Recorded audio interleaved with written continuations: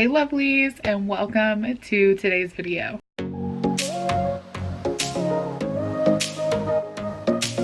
Today's video is going to be my first video of 2020 and I'm excited to finally be able to sit down and film it. I'm going to be sharing with you guys my 27 and 28 week pregnancy update. I actually anticipated coming back a lot sooner to my YouTube channel than this video, which I'm hoping I'm going to be able to upload tomorrow. That way I can get you guys at least one video this week and hopefully another one. But if you guys follow me over on Instagram, and maybe you can still hear it in my voice, you will know that I was sick pretty much since I posted my last video for you guys. Severely sick, like bedridden for basically 2 weeks. And today is the first day that I'm like up and about and wearing a bra and like feeling so good. So I'm so thankful to be here sitting in front of the camera. I apologize about the messiness of the background, but it is what it is right now. I literally, when I tell you this, I literally was in bed for like 2 weeks. There were at least a week's worth of days where I had no voice whatsoever. I lost all sense of smell, taste. Fortunately and unfortunately at the same time, Donald was on break. He had enough PTO saved up from a couple different jobs that he took like a substantial break at the end of the year after Christmas and before going back to work today, finally, officially. And we thought we were going to have like all of this family time, and it ended up just being him, thankfully, like I said, but also unfortunately having to take care of me and Kala and the house like completely by himself. So I'll just say that it's like, it's really messy. I finally started getting better when I went in for my 28-week pregnancy appointment, because then I got to see an actual doctor face to face, and they realized like how sick I was and ended up doing chest x-rays. They were like certain that I had a really bad case of pneumonia, but the chest x-rays all came back completely normal. So they were like, this just must be a really severe case of bronchitis. So I had like 2 different inhalers and an antibiotic and everything under the sun, over the counter that you can imagine that's safe to take for pregnancy. And that really is like the hardest part about it, is not only do you feel so crummy because you're sick, and like so severely sick, I assure you, I was so sick. But on top of that, when you're pregnant, you can like barely take anything. And sometimes these illnesses like really require heavy duty medicine. I started taking vitamin C like weeks ago. If you guys have been following along for a while now, you will know that I already started taking vitamin C basically after the last 2 times that I got sick. So I don't know what else to do at this point. I think the only other thing I can do that's pregnancy safe is like, I'm really gonna ramp up my disinfecting again. Like I used to be kind of over the top about it, and I kind of started becoming lax about that, and I don't think I can be. I think with the way that my immunity is right now and the amount of times that I've gotten sick, I am gonna go crazy on disinfecting again. This is Alyse. Hey, yes. Okay. Never a dull moment, never 5 seconds to sit down and film a video. Let's get into today's video. It's actually going to be a recap of 2 weeks. I am 29 weeks pregnant, plus some right now. So crazy to think we are like so close to being in the 30s. So one of the things I have everything written on my phone if you're wondering why I'm looking down, but one of the things I wanted to talk about a little bit in this video is like, it's 2020. I cannot believe it. I feel like I've had the excuse of, well, it's still 2019. It's not 2020. Like that was keeping me enough of a distance away from the due date that I felt like confident about the amount of time I had left to tackle everything. And so now that it's 2020, I'm like, haha. What I wanted to talk about is 2020 and its goals and like resolutions. I'm just gonna talk about it just a smidge. I don't really set super specific goals and resolutions for myself. I'm not the type of person that feels like at the beginning of the new year, all of a sudden I have this ability to tackle things that I didn't before. I do think you should use a new year as like a time that is most successful for you. So if setting really big goals or really specific goals or resolutions is something that works for you, that's great. But for me, it doesn't really do anything. I definitely more so use it as a time to reflect. And one of the things that I'm reflective most on this day is that I really felt like I ran myself ragged a little bit in 2019, specifically this most recent experience getting sick. You guys know in my last video, I was telling you like I was getting sick. I felt kind of crummy, and instead of like backing off and resting more and really kind of treating myself in the best way possible, I kept pushing. I was like, I gotta get this video uploaded. I gotta do all these things before Christmas. I gotta experience all the things, you know, within a certain time frame. And I just keep pushing. And that's definitely something that is a theme for me, and was so for sure in 2019, is I wanted to do the most all the time, every day, and like achieve the most as much as possible. And I think that's a great thing until you hit a point where like you're literally pushing yourself over the edge physically. And I think that that's what happened. I honestly feel like I would have been sick no matter what, but I maybe could have avoided how bad it got. Possibly, who knows? But I feel like maybe I could have, if I would have just backed off a little bit instead of just constantly pushing myself to where a metaphor is like you're driving your car and you're like, oh, it says I have 5 more miles to the gallon. Like I could go 5 more miles. For me physically, I'm like, well, let's do it. Let's go all those 5 miles. And then I end up completely running out of gas, literally. And my body's like, you're done. Physically, you can't do any more. Like I push myself to a place where I'm forced basically to take a break, and I don't really want to do that anymore. Like it isn't working out the best for me. So I feel like in 2020, sorry about the bird if you guys can hear that. I feel like in 2020, I just want to refocus on just treating myself better, and like it's okay to slow down a bit, especially now that I'm gonna have 2. And I talked to you guys in, you know, some of my past videos, like I know something's gonna have to give because I want my #1 priority to be a successful parent of 2. And in order to make that happen, I know for certain I'm gonna have to put other things on the back burner. So this is just kind of a part of that bigger picture of like just treating myself better and not prioritizing so many other things on top of rather than like prioritizing myself. I'm still having quite a bit of tailbone pressure. Like today I was doing a lot of cleaning because I told you it's pretty messy right now in our house. I'm very grateful and thankful to Donald that he kept the ship afloat, but the ship is very, very messy, and I am now like picking it up. I just started. I picked up like half the kitchen, and that's where I tend to feel the most sore, is like in my tailbone. That's where I feel the pressure. I have had one random migraine actually last night, but I just wanted to include it because I am still having really random migraines, which is a little bit different of an experience than with my pregnancy with Calla. But I'm very thankful again to have a medicine that works for me. It's pregnancy safe according to my doctor. It was prescribed, and then I pair it with Benadryl. A weird symptom I've been experiencing here in the last couple weeks is restless leg. At least that's what I think it is. It's something that happens like at night when I get into bed, but I'm not going to sleep yet. I'm like watching TV or I'm on my phone. I have this like urge to move my leg. It's not painful, but it's definitely not comfortable. It's uncomfortable. I feel so badly for people who have like consistent restless leg, because I really think that's what it is.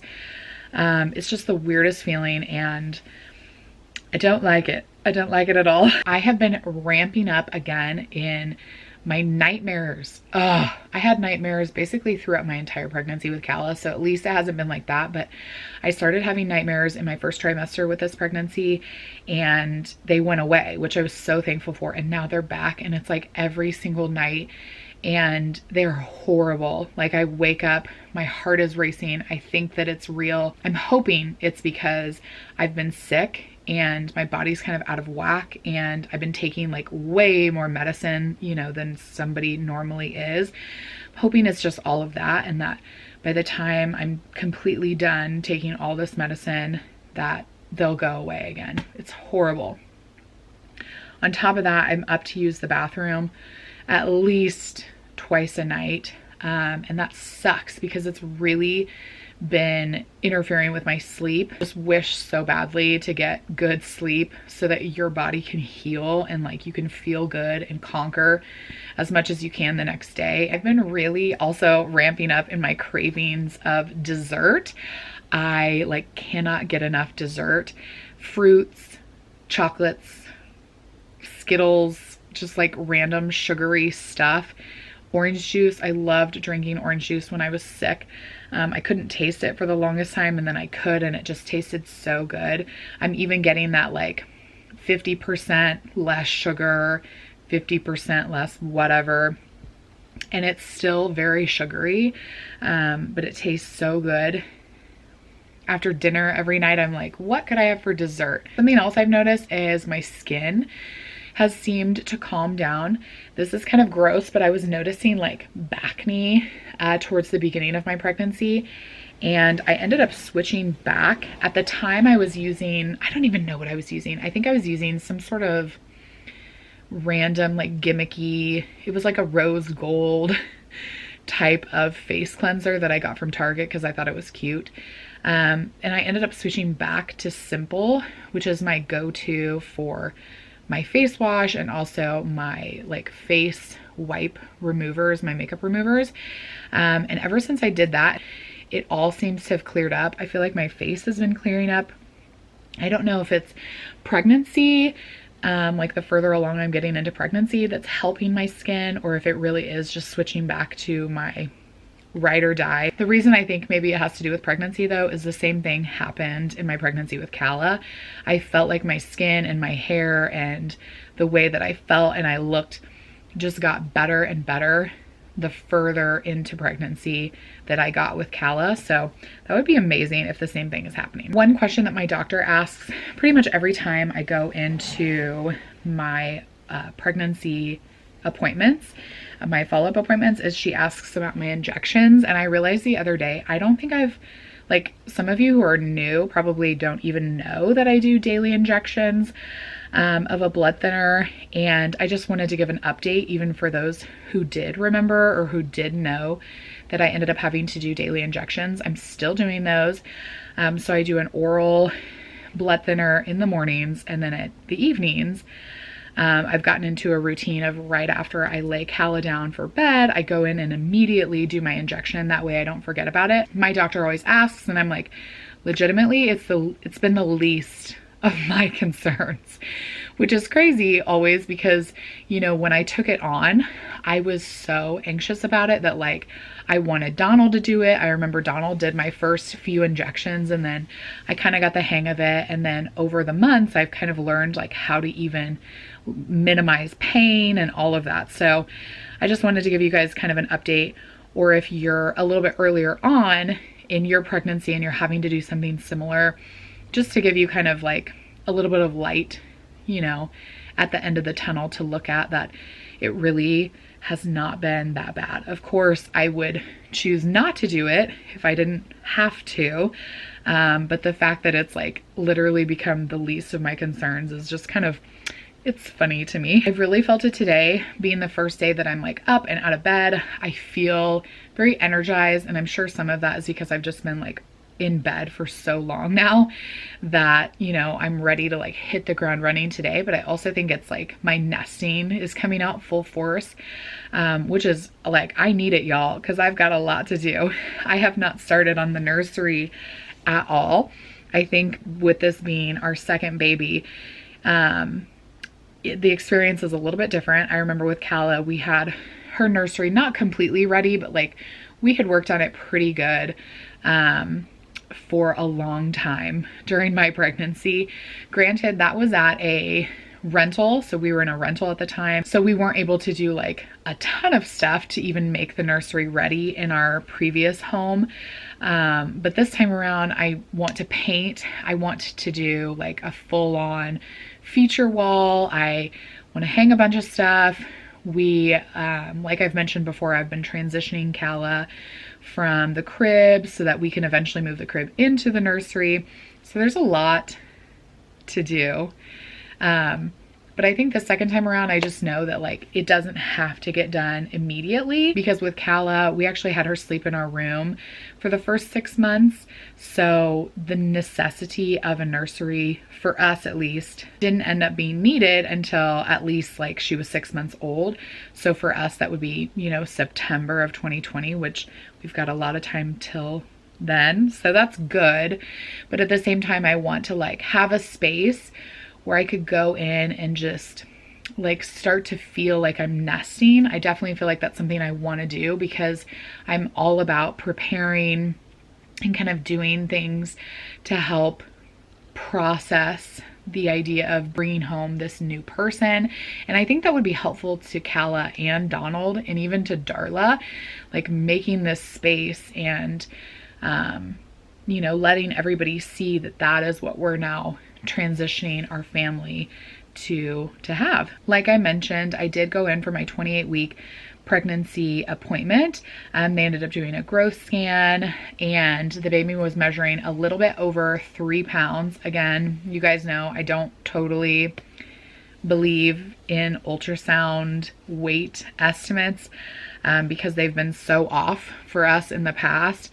But I ended up not doing the blood work and any of the testing that you do in 28 weeks because I was so sick. The nurse did bring in one of the gestational diabetes drinks, supposed to do it. And I was like, okay, well, you know what, I'll do it. So I drank the drink.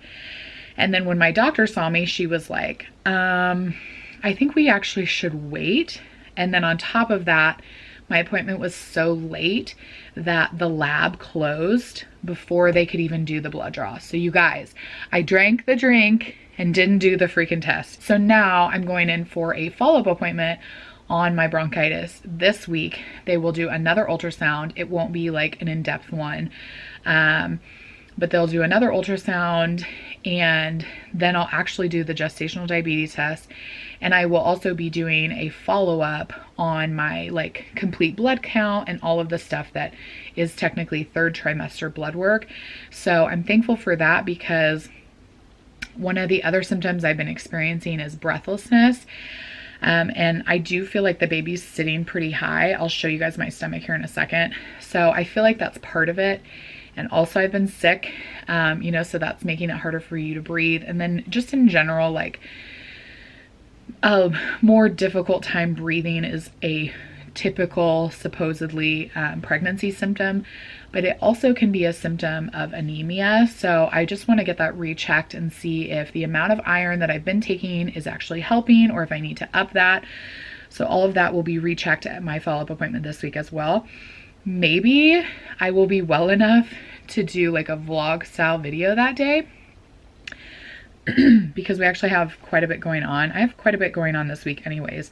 So maybe I'll include all of that in a vlog and then give you guys an update with everything in that type of video a little later this week. At my appointment, they did give me information on how to schedule a tour, because if you guys remember, I delivered at a different hospital with my pregnancy with Kala, and then based off of my experience have now switched to the current hospital that I'm going to go to. So I have no idea like what the labor and delivery unit looks like. So I am going to go ahead and schedule a tour. I need to write myself a note for that. And then also they gave me information on how to schedule like birthing classes, but I don't really plan on doing that. I felt like it was helpful-ish when I was in my first pregnancy and just like completely unaware. But the information that I received in my birthing classes and my breastfeeding classes the first time around was extremely generic information, stuff that I could find really easily online. So for me, I don't think I'm going to do that this time around. They did talk about starting kick counts. I'm now at a place where they want me to start doing kick counts. And I think my doctor just said once a day, but then I also read maybe twice a day.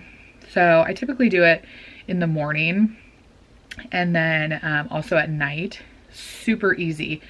This baby has been moving so much that when I was sick and I was in bed like a consistent amount of time, she was so active I like got nauseous from it.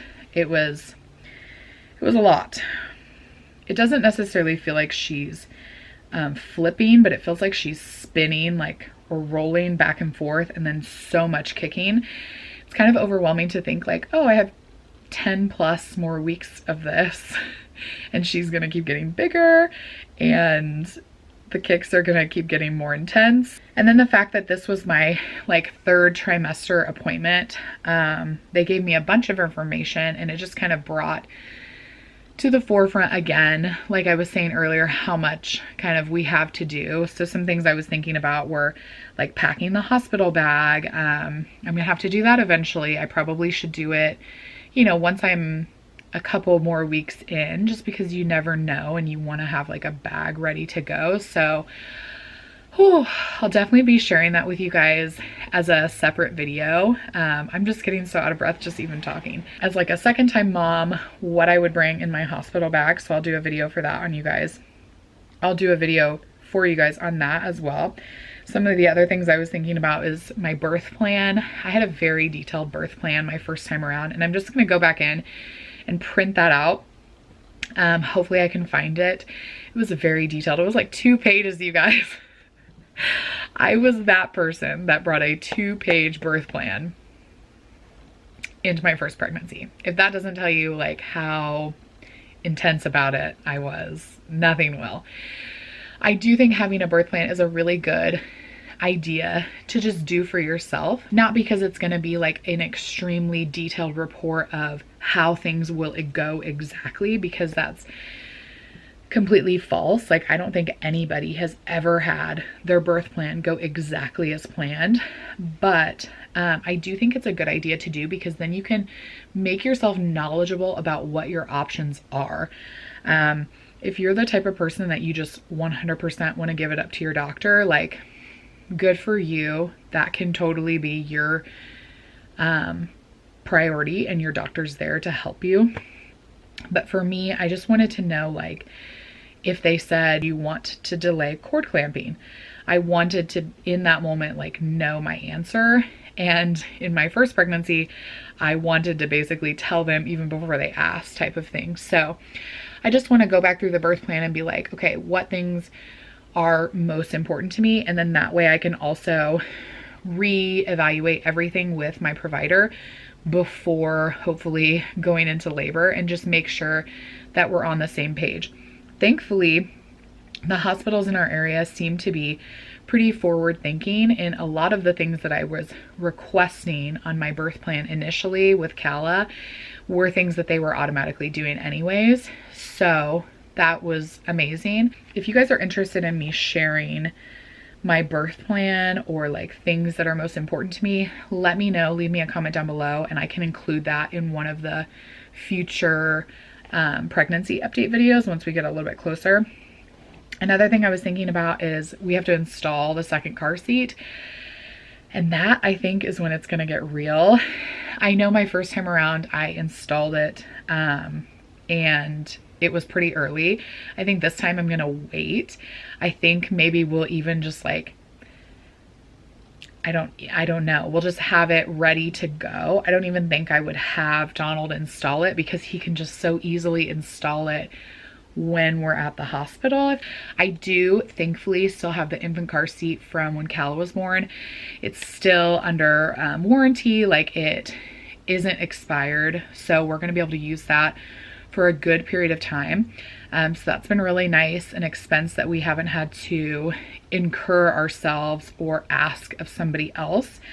It's the Up-A-Baby Mesa in the Henry, which at the time that Cala was born was like brand new to the market, was one of the first, I think it was the first car seat that had non-flame resistant wool material, but that has become more of a common thing now. So we now will have the new baby in the Up-A-Baby Mesa, so the infant car seat, and then Calla is in the Maxi Cozy Magellan Plus, I think is what it's called, which I still plan on doing a full review for you guys on my channel in a separate video as well, because I think that it's a really nice convertible car seat option. I also heard though that Uppa Baby's coming out with a convertible car seat, but it's just taking them forever, because it always does, for them to release officially new products.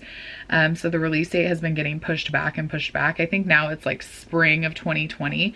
So that will be really interesting once they have it, because I think the Mesa is a really great car seat. One of the last things I was just going to tell you is Calla has definitely been bringing up the pregnancy more and more. She's getting so excited. She wants the baby to come out like immediately. And we keep having to remind her that baby needs to grow more.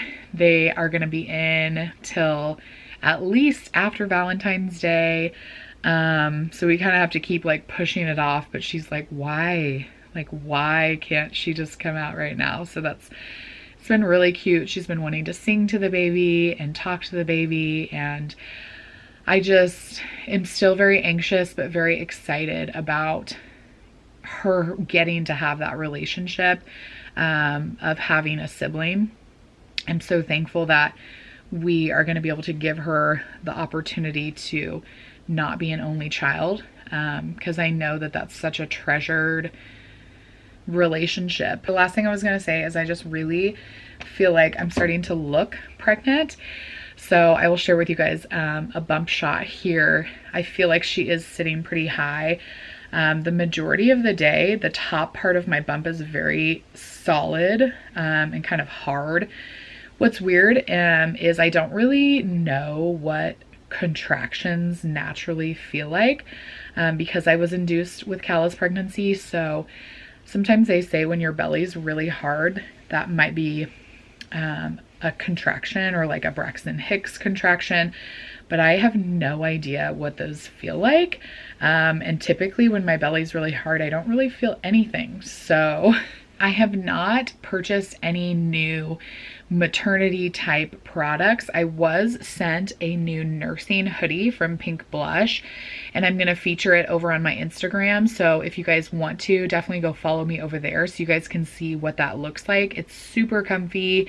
It's such a pretty color. I'm really excited to use it, because I feel like in my breastfeeding journey with Calla, I definitely didn't have any type of breastfeeding specific clothing, and I feel like that would have made it even more convenient for me, and more of a situation where I'd felt comfortable to do it like in public even. So I'm really excited about that hoodie. I do also plan on having a clothing haul for you guys. It's going to be kind of a mix of maternity and just bump friendly styles that are like plus size bump friendly. So I'll be doing a separate video on that. And then you can also still expect part 2 of my Shein clothing haul to go live very soon as well. I haven't forgotten about that. If you guys are interested in me doing a review or like a clothing haul from another place specifically, I really like doing clothing hauls.